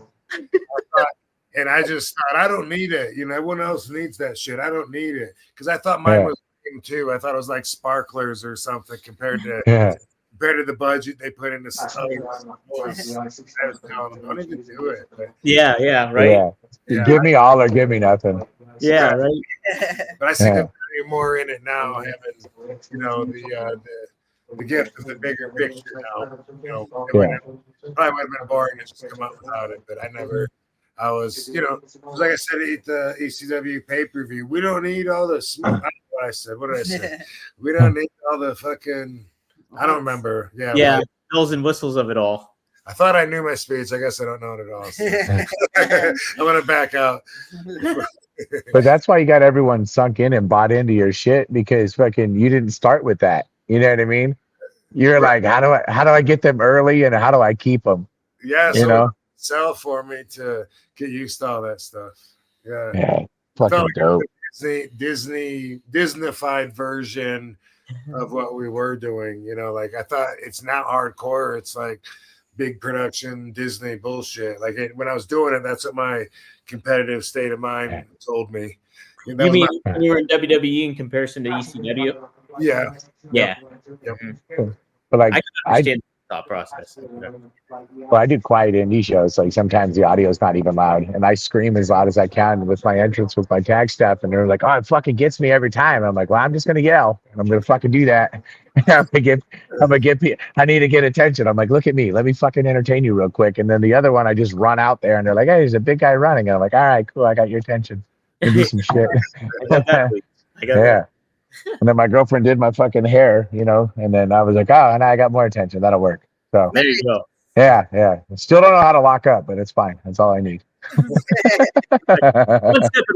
step at a time. Yeah. Guys, enter the room dick first. Big Dick Dudley dick first. Blue Chew isn't just a tablet. It's a cheat code for your crotch. Stronger, harder, longer lasting, like someone gave your downstairs a pep talk and a gym membership. Blue Chew is the original brand offering chewable tablets for better sex. Guys, this isn't about performance. This is about legacy or third legacy. Give our group chat something to talk about. You know, when you lay it down, they're talking about how it gets up. Nothing makes you more of a legend than a little Blue Chew. Discover your options at BlueChew.com. And we got a special deal for our listeners. As always, get your first month of Blue Chew free. Free. Just use promo code RVD at checkout and pay $5 for shipping. That's it. Join Blue Chew's mission to upgrade humanity one thrust at a time. Head to BlueChew.com for details and safety info. And big thanks to Blue Chew for sponsoring One of a Kind with RVD. Seth, he added with his super chat, RVD, if you could pick your own WrestleMania opponent for the next year in Las Vegas, who would you want? I'd like to see RVD versus Braun Breaker or Dom. Not me, probably Dom Mysterio. That'd be lit. I hope he's thinking that at least. You think does Dom mean you? I think he means Dom Mysterio. I hope he does at least. Oh. Me being your opponent, it would be a very quick one. My favorite opponent for him is Jeff Hardy. Oh, that is dude. Yeah. I'd fucking pay to see that. Yeah. Yeah. I'd fucking show up in a hot minute. But if it comes to money, then The Rock would be the best payday. True. Yeah, hell of a It is always about money. You could do I Brock, don't know. you and Brock again would be good. I was gonna say Cena because that rematch from the ECW One Night Stand, but I think Jeff Hardy's a better answer. Cool. Yeah, Good one. that's Plus- hard. Yeah. Plus, John's retiring in December. I think his last match is in December. John. Oh, right. Yeah. But they hey, this is a hypothetical. Dude. Hypothetical. I guess I was just trying to be a little realistic. Rey Mysterio too. Yeah. Good one. That'd be sick. Yes. Yeah. Dom I don't though, know. would be fun. Dom Mysterio would be fun though, Rob. Christian, Edge. It'd be awesome to wrestle some of my peers that we've had great matches with. I even like, even with Randy Orton, although I feel like my win-loss record with him was probably similar to my win-loss record with Triple H. if I remember.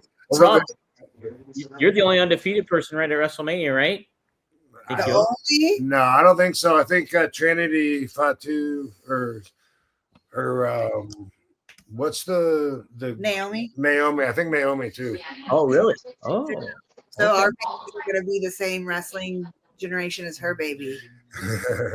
Yeah. Wow. And Marie Canellis, she's due like the week after us. Rest babies. Yeah.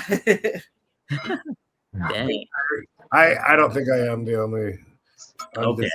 But you might have the best record though, right? You might be. You're the only one that's 4-0, maybe. I don't think so anymore. Oh, okay. I can ask AI. Yeah, we'll have to. AI might be right.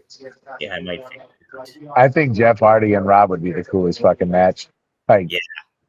like even now, that would probably fucking be like one of the biggest headliners that you could pull off on any modern guard. That Yeah. would Like everyone would go to that shit. No Yeah. doubt. No Yeah. doubt. Yeah. Every fucking buddy that's somebody like the biggest of the big names, you'd be quietly watching just in the fucking stands. Like, yeah. They're like, I gotta see this shit live. It Dude, says it's that great. Rob so. has the longest active undefeated streak with perfect 4-0 record. There, wow, how about that, Rob? Tell me, is there anybody else? Let me see. Allegedly. AI is not always right. They're not always right. Yeah, it's not always on the nose, but Yeah. it might be right this time. I am one of the longest. How about that? There you go. Reddit said that you might have had a dark match at WrestleMania 19 or 20 and lost in a dark match. Oh. But no Oh one knows. no. Reddit knows more than Rob. Reddit will know. The internet always tells you the truth. That's right. It never lies. Fuck your life experience or what you're going through. The internet knows more. Here's a good question from Maddie Rob. Has Joe Holland ever made RVD Halloween ring gear? RVD versus Punk default. I don't think so. Oh, okay. You had skulls and stuff on it before, but it wasn't specific for Halloween. But Rob is like the least festive person there is. Oh, Katie, you're pretty festive though, right? You like? Yeah. No, really? Oh, I thought you did. What? I thought you liked the holidays. Do you like all the No, I different holidays? love holidays, and Halloween's my absolute favorite one. Yeah. Yeah. So we went to a Halloween party recently, and it was I was Kobe Bryant because I wanted to paint my the bump like the basketball, and he was Sabu. I saw. Yeah, that was like the most I could ever get him to dress up as. Put a sheet up. Well, You know, I met Oh, go ahead, Doug. No, what were you gonna say? I met Sabu in Vegas for WrestleMania weekend Yeah. and actually hung out with him at the Nerd Bar like a week before everything. Yeah. Yeah, he was one of the nicest guys I've ever met. Just treated everybody like just, like they were somebody. You know? He was a good dude. Yeah. Yeah. For sure. And tomorrow's official Halloween, right? Yeah, tomorrow. Yes. If it makes me do anything, I can be Sabu again, but That'd be badass. like at our bride, what do you call it? Baby shower? Yeah. At our baby showers, like I feel silly playing all the games, but I'd do anything for her, But Yeah. my well, no, I'm not gonna dress up or play games, any games. You know what I mean? I just am boring. I think I would consider me boring if I wasn't me. I always say that, but I know. Who's the one that wanted to wrestle me? Andrew, my nephew. Andrew, He's 7. little kid. He kept saying all day, "I'm gonna wrestle you. I'm gonna wrestle you." He kept saying that all day. I'm gonna wrestle you. I'm gonna wrestle you. And then he was like wanting to start, and I'm like, man, every time I play with little kids, I hurt them. I have the same problem. I've always been that way, and I kept telling her like, he wants to wrestle me. Tell him, and so he was like, let's wrestle. I'm like, oh, okay, what do you want to do? He like started kicking my legs and shit, okay, that's okay. And I just like grabbed his shoulders, and he's like kicking me and grabbed my leg or whatever. So I grabbed his legs and I just like flipped him upside down. His feet hit the couch, and then he did a forehead bump into the floor. Funk. Oh no! Yeah, right off the bat. And I'm like, damn, I told you. Man. Oh, hey, you know what though? That he's got to learn. You just toughen him up. That's all you got to do. You should have just gave him the old Captain Insano right away, just right in the eyeballs. You know what I'm saying? Captain Insano shows no mercy. You need to learn no respect. And he'll never walk around saying wrestling's fake. Yeah, right. Yeah, he's gonna believe it now for sure. Right? More importantly, he won't say that he beat RVD wrestling. No, you can't give him that title. You always got to give him a roll up or something. You can't lose. Roll him up. Yeah. I just make fun of them until they cry. That's what I do with my family members. That's beat them up. Yeah, beat them up. I have Lenny syndrome. You know what I mean? You ever seen of Mice and Men? Where like the big guy always like you like killed a rabbit or the girl or whatever he did. He hugged her too hard. Yeah. Yeah, that's me in a nutshell. Like all the time. And then I met my girl, and she's like the exact version of me, but woman version, because I'll be doing something and she'll like elbow drop me on the bed, and I'm like, what the hell was that? Like, Rob will go to hug a girl and like shoulder check her in her throat. Oh. Every time I shoulder a girl's in the chin, every time I hug them, and usually half the time I step on their foot. Oh my god! 50% shoulder to the chin. 50% I step on their foot, and I don't. Did you do that with Stephanie too? Wasn't that every time I would step on her foot and shoulder her right in the chin, and I don't know why that happens. Like I never expect it. I'm surprised every single time. Like I never think, uh-oh, I better be careful and like keep straight up. Or I guess that's what I need to do is stand straighter up. I don't know. Nah, I know what you're doing, bro. Like it's a total winner's move. You want to make sure that your girl has the best makeup and the best toes. Right, so you go and you mess up their pedicures, you smear their makeup, and you're like, ha. Said I'll do anything for her. Oh, Yeah. See, that's nice. He's a secret. Yeah, I love that. Right. Maddie added RVD versus Punk. Yeah, we'd be for that. I think. Yeah, that'd be dope. CM Punk. Oh, yeah. Yes. We can do that too. We can make that happen, right? And that one never happened, unlike the other ones that we were talking about. Yeah, which would be good. I think the Elimination Chamber match, I think, is the only time. There might have been a tag match too, possibly. Yeah, there might have been. I think now that I think about it, I think I've seen images of you two together in the ring at least. Okay, the more I think about it, there might have been a 6-man tag also. Yeah. On the loop with Cena. Right. Ooh, yeah. See, that'd be good It stuff. might have been my partner. Could have been on the other side. I don't know. Yeah. They should do like a double elimination Dream Rumble get like 5 of the 6 guys you guys just talked about and have them all in the ring. Ooh, see, that'd be sweet. Yes. Yeah. Really Because cool. if you get eliminated once, that gives people like Rob or Jeff to fly outside of the ring and still hold back in. You know what I mean? Like, That'd be concept. I think for that. Jericho. oh, dude, that would be nuts. Jericho coming. There's Jericho's going back. speculation. Yeah, speculation coming really? back. yeah. Mm-hmm. That makes sense. Right. Someone asked about that last week and we didn't talk about it. But it makes Right. sense to go do another run and get.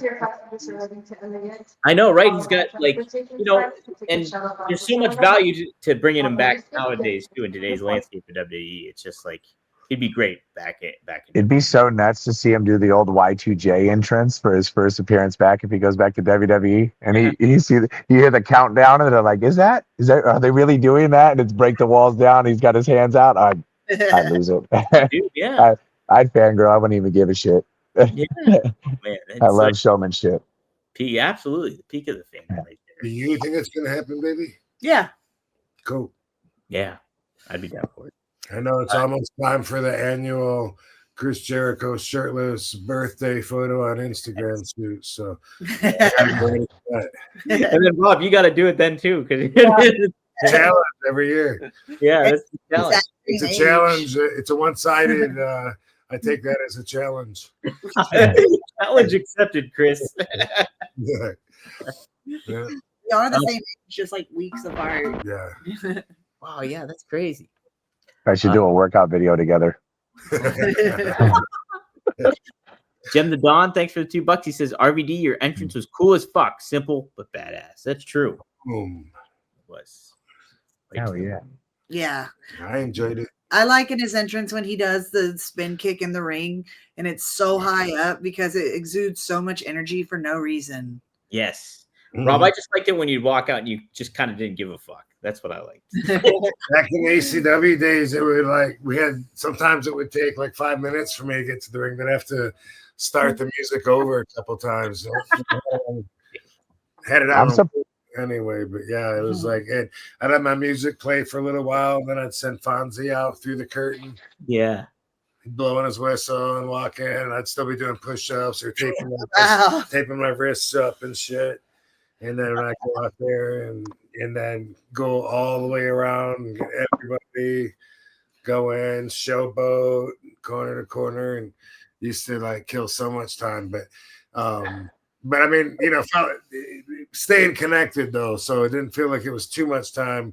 To me, I'm sure to the other boys behind the curtain, they were probably, sick of it and saying, dude, we got to get out of here. But and I could picture them hitting your music and being like, where is Rob? And then he's like in the back parking lot smoking. Like, Rob, you're on. Go. That has happened several times. That'd be a badass entrance. So if you came out with a joint in your mouth, like fucking, oh, you really want me? You just interrupted joint time and you put it out and just went in there and whooped ass. Or it'd be great if they did it like Goldberg style, where it's like your back. But it wasn't on TV or anything. It was a show in New Jersey that I did a run-in with the joint in my mouth, and that I never knew that. Well, no, it wasn't or anything. It was, but this was like 97-ish, and it's the only time I think ever that I saw Yokozuna. He was there, and that motherfucker was sitting in the dressing room in a love seat, and his ass went from armrest to armrest. It was tight. Yeah, I love that. So big. I heard he was funny. Yeah, everybody said he was one of the funniest characters. Yeah, but yeah, I mean, I didn't really know him. I just saw him there. But yeah, and an amazing. I know nothing about nothing. Like I said, wrestling was it's an afterthought. Yeah, it could be that. That's crazy. I never knew. We gotta. I thought, I feel like I know everything about your whole career. Oh. I mean, I hope so. You're having a child. You're gonna have to tell them all the stories. So that's gotta be together. So like the fans bring up their favorite stories. I know his answers to it, their side of it. So I just feel like career. Yeah. I think it's rare when he breaks up something. Like when a fan was like, remember that time Guerrero's ladder match, a fan did a run-in? Like, I was like, that's new to me. Oh, a fan did a run-in? Yeah. Yeah. Did he give him a spin kick? No, Eddie punched him. Yeah. Oh, I've seen that one. Right. Yeah. That was it. Yeah. Right. But another story of mine was my music, and this was a show somewhere in Ohio, and I'm outside and with a circle of wrestlers, and Joe C from Kid Rock was there. Right. And we're outside smoking a doobie or a couple, passing them around, and I was supposed to be like the next match coming up or something. And anyway, I'm out there, and Joe came out. Joe C came out. He was inside. He came out, and he said, "I think your music was playing," and I was like, Nah, can't be can't be already. The match before me just went in." And he was like, "All right." And so like we're smoking, and then after a little while, someone else came out and said, "Hey, dude, your music." I'm like, "Really?" And it wasn't just for my match; it was for a run-in. Oh, Yeah, I did. I left Sandman out there, and then I was like, "Fuck!" And I had to run so far because it was across the parking lot, and then it was through a big open gym that we weren't using, in that door and all the way across the empty gym, and then through another door into the arena, and then down to the top rope to do a sidekick to whoever was beating up Sandman. And he said afterwards, it was so long. He said it started getting kind of funny, and then funny, and then it wasn't funny, and then it got funny again. Dude, that's so fucking dope. One time. Yeah. I love that. One of my stories. I'm surprised nobody's picked up your back spinning kick. I would think that Alistair, because he's got a martial arts background, would pick up your back spinning kick. Yeah. I know. Maybe they don't want to take it. Not too They many can't make it. But There's been a couple moves that people haven't. We've been surprised about that they haven't taken from you. Was it the 360 leg drop or something? Nobody's taken. I'm surprised I don't see people. Yeah, people not do that and everything too. One of my favorites. Yeah. We got a good RVDology question here from Frankie Terrizzo. Thanks for the books. Hey, RVDology on too much regretting for too long. That's a good one. That is a good one. Yeah. Yeah. What can I tell Frankie? Too much regretting.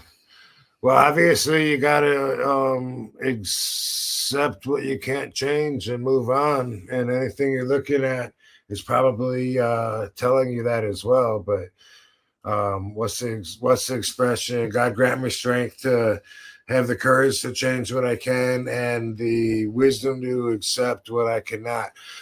Not, a God guy normally, but I really like that expression.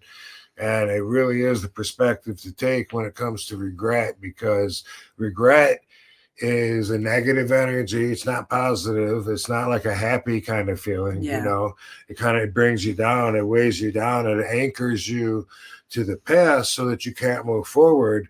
And really, there's nothing that you can do about it except to accept the newly upgraded version of you that has that experience, that education, that knowledge now to add to your repertoire and be able to move forward, and not make the same mistake again if that's what it was about, or not choose paths that could be having you face more regret in the future.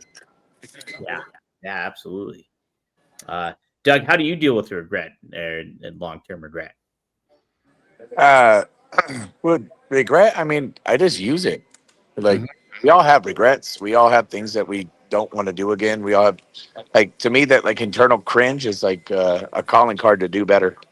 So like it's kind of a gift. Whatever you're regretting, whatever you don't want to do again, all your fears, mistakes, all the bullshit that sits inside that shitty part of your stomach, that's fuel for you to make better decisions.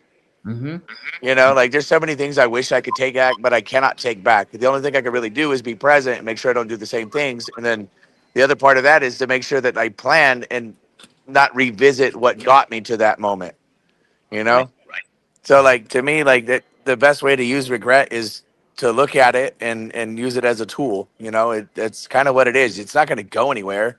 You know, it'll feel less over time, but there'll be moments that'll hit you just like you did that stupid thing or whatever hurt you, harmed you. Like those things are there, you know, but they're just gifts to learn from, you know. That's all Absolutely. it is. Life gives you gifts, you know. Pain is a gift. All the things that we're enduring and going through, they're all just gifts for us to manipulate and use for the betterment of ourselves. Right. 100%. Yeah. That Use it for your resonated good. with me to be more present. Then my big regrets is when people have played me in the past, like when I got taken advantage of.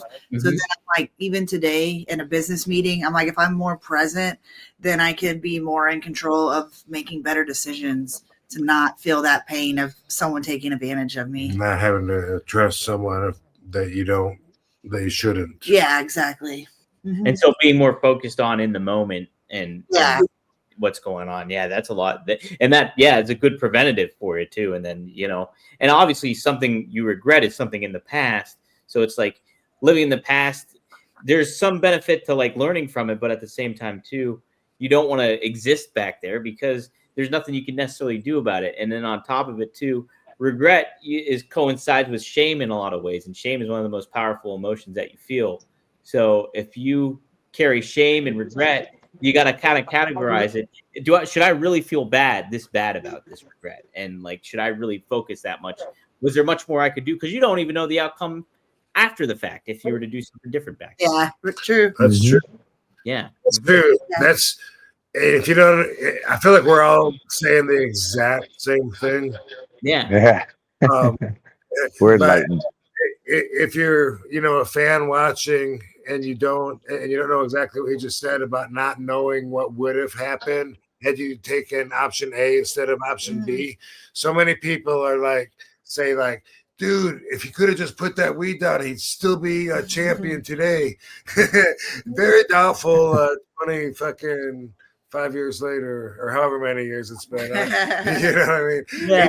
18 years later, but You'd still be an 18-year reigning yeah, champ. people think, but even, sadly, but even when it comes to, man, if he wouldn't have, hung around those guys, he'd be alive today. You don't know that either. You know what I mean? Like, No.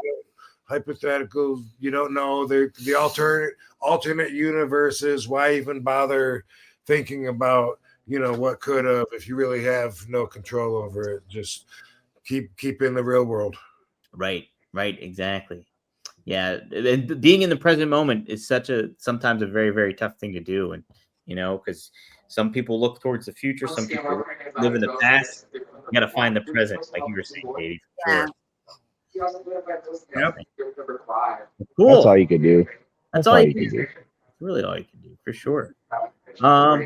That's all we have for the super chats. And Doug, is there anything you want to get over though, or promote or anything going on? Yeah, my shoe company. Yeah. Cool. Yeah, I own a shoe company, Odd2C Shoes. It's ODD, the number 2, and then C, Odd2C. Basically, I used to wrestle in basketball shoes because they're so damn comfy and they absorb a lot of shock when I land, and then they give me that like rigidity so I can jump up, because I always like to jump onto the ring apron when I make my entrance because I'm a chauvinist and I'm like, look how athletic I am, Yeah. And so I'm like, I need this comfort, and then. But the aesthetic between having sneakers on and boots always got to me. So I kind of have a hybrid in the works. I'm going to China to finalize everything. The shoe's completely designed. I have all the copyrights, patents, all the stuff. And I have a launch page. If you were to go to odyssey.com, you could put your email link in there. And then we're going to have the 3D models up, and I'll have the actual workable samples in January. Actually, probably sooner than that. And I want to get you a free pair, Rob. You for sure. I don't know if fans know this, but I throughout my career never had like real actual wrestling boots. I went barefoot, and then I wore boxing boots, which have a really thin sole, and then I wore amateur wrestling and boxing boots. Even when I had some boots made by a company, I had a really thin sole. So when I broke my heels in April, that's part of the blame. that I don't tape my my ankles and shit that I could have done to prevent an injury. But I'm more comfortable without having that thick sole. A lot of members taller and bigger, but I always figured that I would kick people a lot harder. Like Jerry Lightning Foot Flynn used to kick the shit out of me in '92. He had thick soles and did kick. I always wore extra thin soles so I can really piece with it. And I definitely would love to have a pair. Yeah. Hell yeah. And they're lighter than my boxing shoes. Sweet. So and then the thing is, this will be like the first tier. So all the kinks that you hate with it, and then I could remod it to like what you want specifically. You know what I mean? And then because supportive, it's still supportive. Yeah. Actually, it's called I learned all these terms. The rand of the shoe is the heel, so that we put a hardened piece of rubber down the back to actually protect it. So if you have like steel cables and you hit your Achilles on the ropes or on the angle iron on the outside of the ring, you have a protection against snapping your Achilles off. Wow. And then I have a hardened rubber piece on the toe. Yeah, I really went crazy on this design to make sure that it's safe, light, and effective. And I made it with my buddy who owns 510 Rock Climbing and Apparel. Well, he sold that company, but that's his original shoe company. He was a rock climber. Okay, nice. Yeah. Odd to see. Yes, sir. E, the number 2, the letter C. S-E, S-E-E, like C. Oops, okay. Yeah. ODD, the number 2, and then SEE.com. I'll be sure to put a link in the description for everybody too. Heck yeah. Yeah. And then is there anything else? The scale up catch, what was it? Scale up. Oh yeah, scaling up. If you just go to Scaling Up Catches or Scaling Up Podcast, I'll be on the podcast with them pretty soon, and we'll be catching Preds. If you want to see me catch the pedophiles, it's Scaling Up Catches, and then us talking. How's that work where you box the Preds, by the way? Waiver. But why would they agree to do that? What do they get out? Nothing. They get beat up. They either go to jail or get beat up. You don't call the cops on them if you let them beat up. And stuff. Yeah. Well, there's a gimmick. There's a gimmick for why. So like, if we have enough evidence to put them in jail, they go to jail. Yeah. But if it's 50-50, but they're still an absolute creep, and we don't have enough, right? Then we and we just say, hey, you can sign up for a cordial, friendly. We'll give you a helmet, a cup. You sign a waiver. It's real safe, professional, and then super safe. Yeah, and then and then they get fed. All right. Yeah. How about that? Good luck with your shoes and everything. It seems like you got yourself surrounded with a pool of good energy. So hope everything works out, and I think it will. Yes, sir. Yeah. Thank you. I appreciate you, brother. Yeah. Thanks for having us on. Have a safe trip, and we'll watch for you on SmackDown, right? Yeah. Congrats, man. Yes, sir. Yes, sir. And thank you. And congratulations on your child. Thank you. Thank you. Yeah. I try to get you guys some baby shoes. All right. We'll talk. Cool. Thanks, you guys Doug. have a good one. Thanks, Van Dam fam. Y'all All right. have a safe Halloween. Yes. Have a safe. No drinking and driving. That's it. Right. Good decisions. See, Katie's already in mom mode. She's already. Don't eat candy with needles in it. don't do that. That's a big key component to it all. But awesome. Oh, Maddie chimed in with another chat real quick. Woo. Oh. Man goes into the doctor's office and says, "Doctor, I have 5 pens." Doctor says, "My God, how do you fit your pants fit? How do your pants fit?" Man says, "Like a glove." One up, fam. You meant penises, but you just type it. I have 5 penises, doctor. My God. Oh, like a glove. I get it. Boom. That's really funny. Oh, okay. That's a good one. Yeah, I think he threw some up here that in the chat room if anyone wants to go back and. Yeah, there's Maddie sent me a good one. I gotta read this real quick to you guys because he sent this to me on Facebook. Hold on a second. The good. I got the It made me laugh. wrong damn contacts in. I can't. Okay, how do you offend an archaeologist? Give him a tampon and ask him what period it's from. Okay. Nice. You didn't give us time. I would have got that. So yeah, just mentioned real quick about the mafia and the gambling. Yeah, yeah. But one of my friends here in Las Vegas is a mobster that hung out with the guys. But why did we just shrink like that? I adjusted. Oh, okay. Boom. That was weird, man. Funky. All right. Anyway, this guy that I'm proud to call a friend here. He's a local legend. His name is Frankie Citro.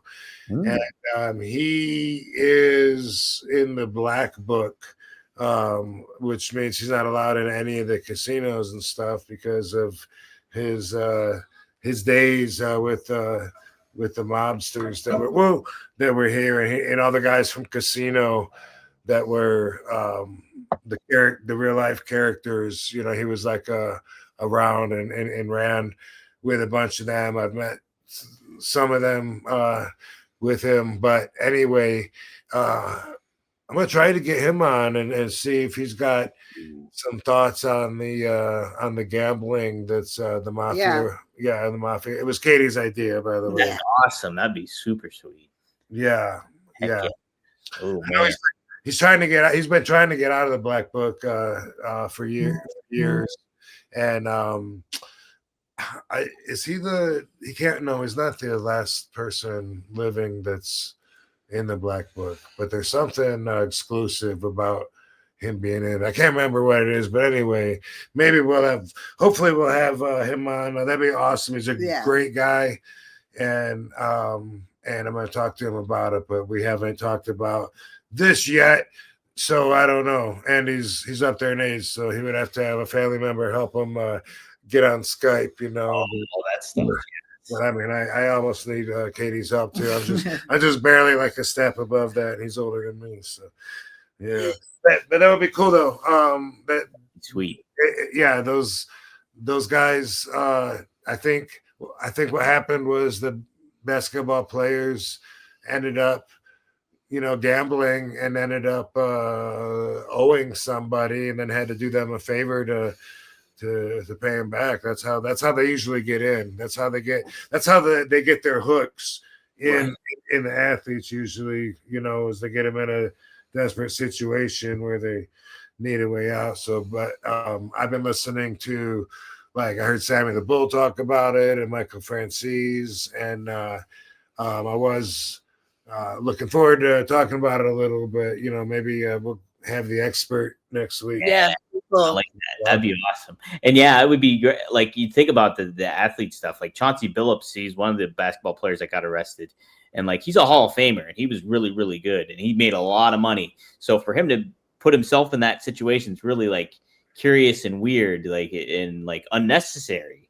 Right. So, he did not need the money. He had been doing it for the thrill. Right. Exactly. So it'll be interesting to get the mafia or the organized crime side of this perspective. Yeah, but my guess is that first he gambles, and because people love gambling, and if you're making 25 million a year and you're a gambler, you're not gonna get the high off of gambling $500. Right.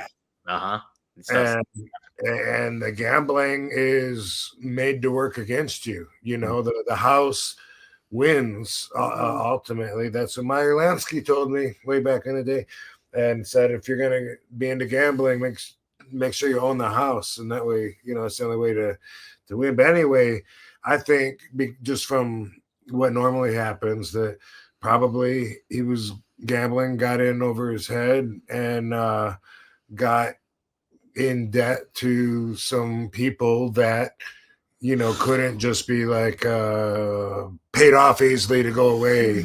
You know, those guys, shit, you know, they could hurt you. But yeah, but and you know, you could work it out. We could work something out. Boom. Okay. You know, I think it's gonna be something like that. It's got, yeah. It'll be interesting to see how this all develops because this is going to be an ongoing situation, I think, too. You know, and NBA basketball is very easy to throw games and things like that. So we'll see how it all develops. But yeah, it'd be great to have that guy on. It'd be awesome. When we were in Florida a few days ago, it was all over the news, and it's like there locally they're concerned because their local police. I think it's the sheriff and his wife both have been busted as being part of this, you know. So, yeah, so for them, they're more focused on that part.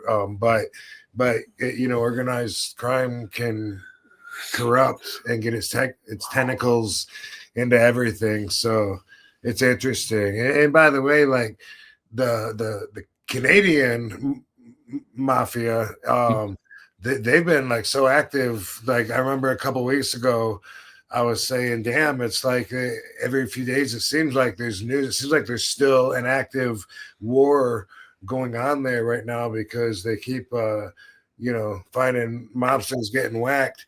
And now with this, it's like anybody that questions, you know, do you think the mafia is still around?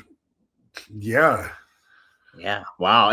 I know. And like when they got brought up in this thing, I was like, wow, so the mafia is still like cooking and kicking around here. It's like, yeah, I've heard people say all 5 families, but it appears to be 4 families from the actual sources. But from what I've seen, I haven't seen the Colombos blamed for it at all, but everybody else possibly. And so it's evident they are still around.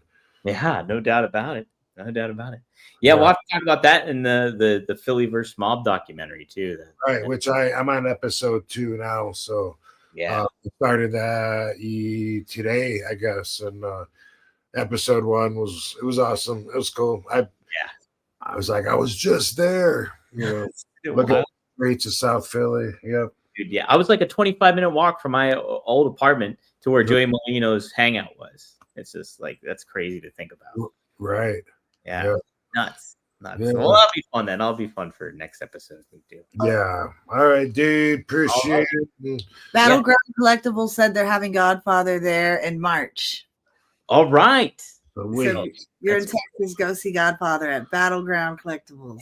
Yeah. And definitely tell Godfather we put in a good word for Battleground Collectibles, just like anybody, any talent that might get booked there, definitely recommend it.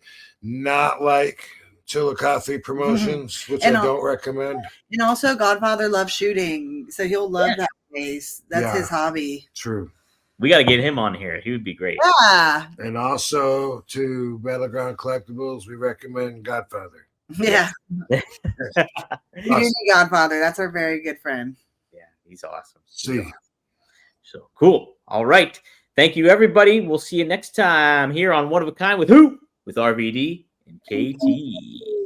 All right. See you. See you.